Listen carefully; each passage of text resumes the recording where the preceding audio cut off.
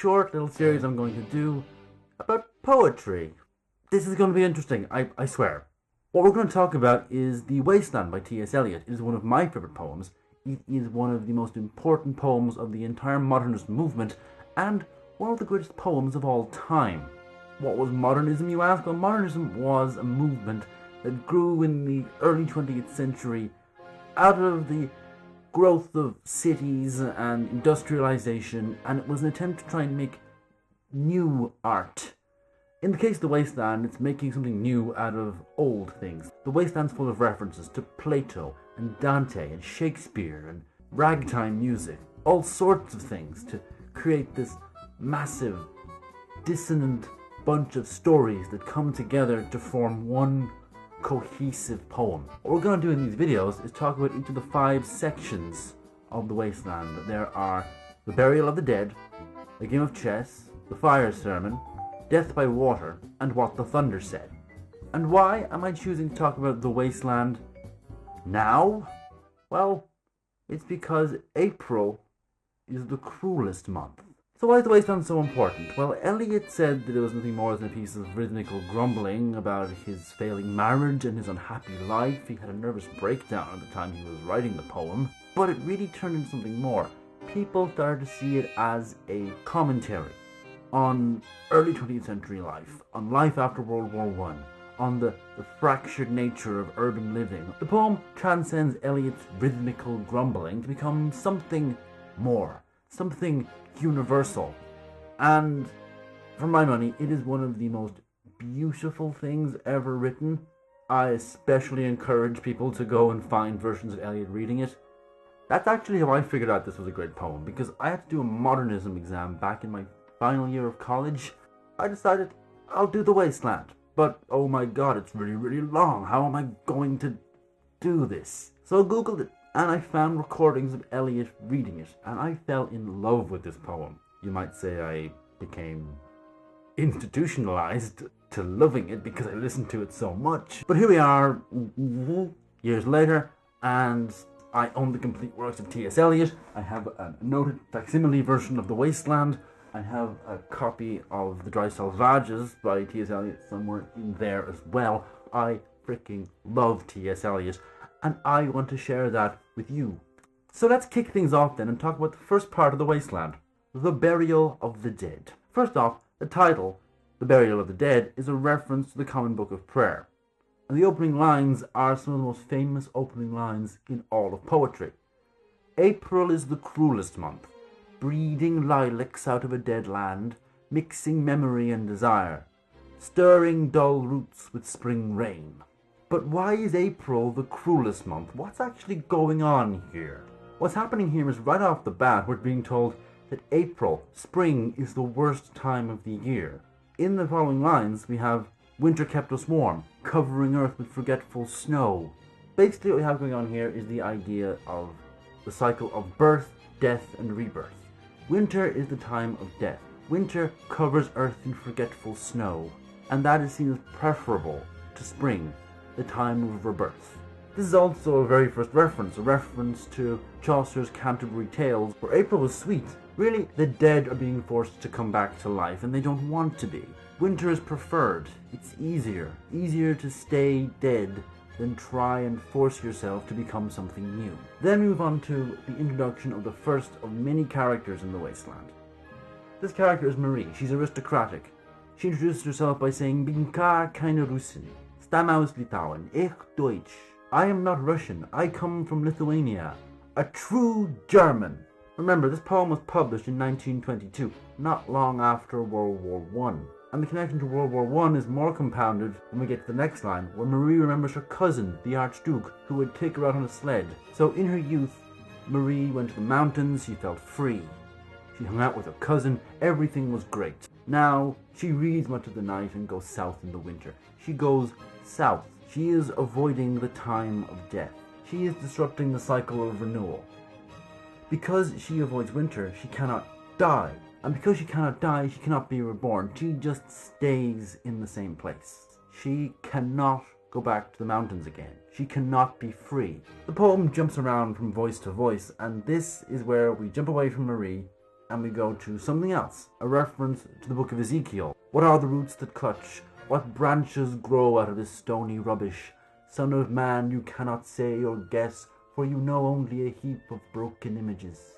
And the heap of broken images is very important, at least in my reading of the poem, because this is a poem of broken images.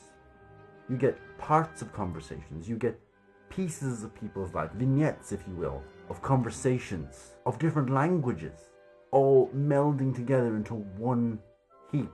Outside the broken images, this is a place where the sun beats, and the tree gives no shelter, the cricket no relief, the dry stone no sound of water. Only there is shadow under this red rock. Come in under the shadow of this red rock, and I will show you something different from either your shadow at morning, striding behind you, or your shadow at evening, rising to meet you.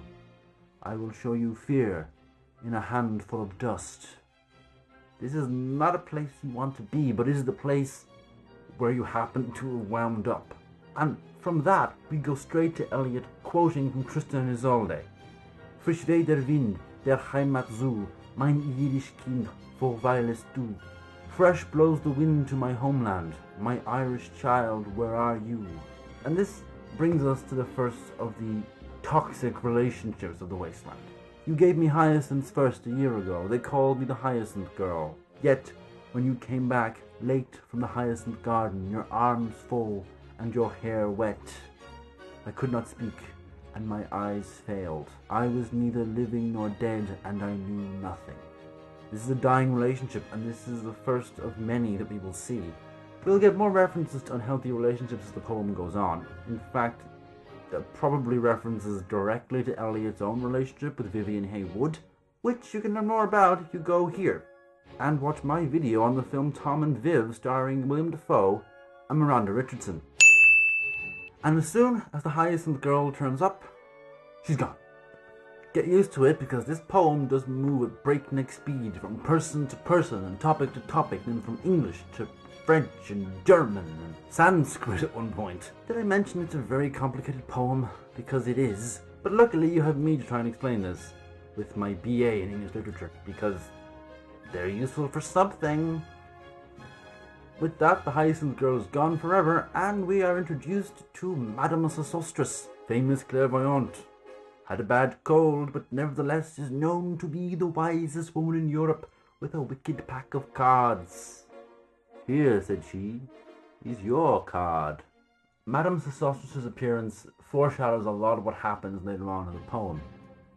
A fun side note about the cards, Eliot didn't really know very much about tarot reading when he wrote the poem, so he made up a lot of stuff.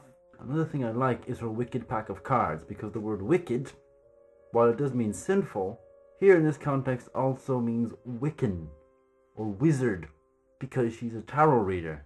This is the really kind of subtle double play referencing that Eliot does a lot in this poem.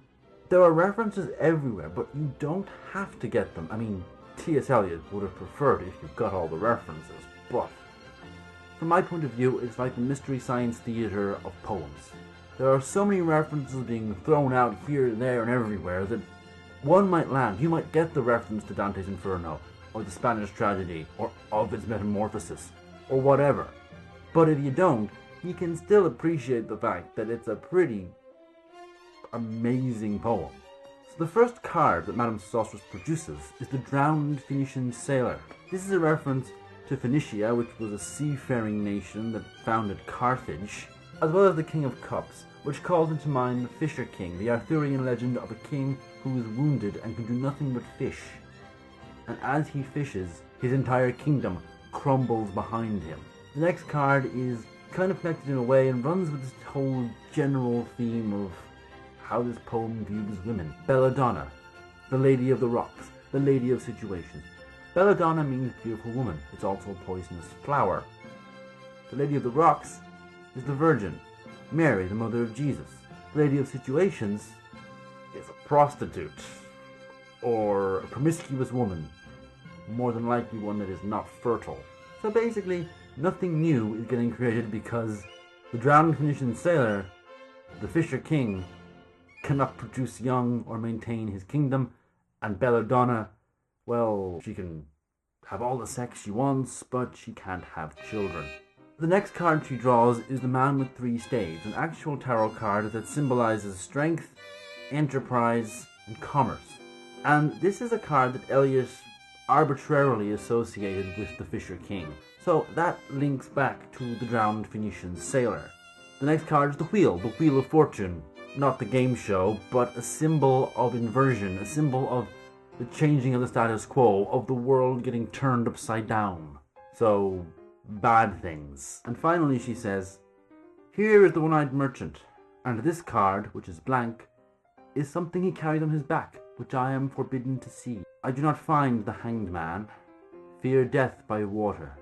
I see crowds of people walking around in a ring. The One-Eyed Merchant foretells a character that will appear later on in the poem, and the blank card is the Fool, a character in tarot cards who carries a purse over his shoulder, but he can't see it because it's behind him.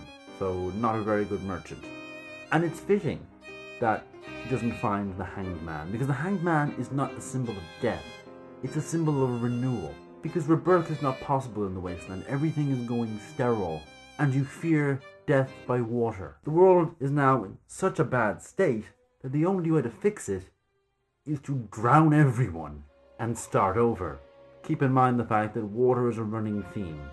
Either there's too much water or not enough. She also sees a crowd of people walking around in a ring.